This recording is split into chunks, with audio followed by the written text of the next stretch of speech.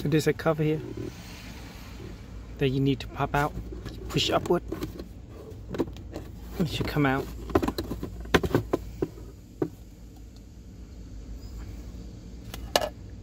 And this one more cover you need to take out here, push it in and pull it out. And the cam filter should be here. You see how dirty it is?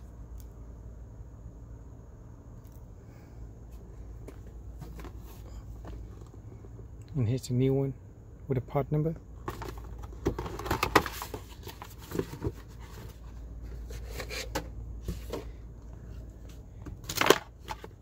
Make sure you face it upward.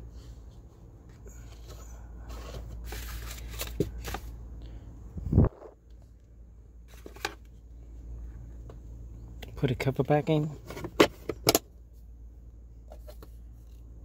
And put this back in.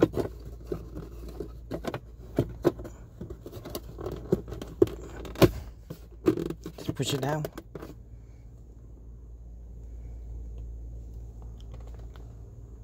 And that's about it.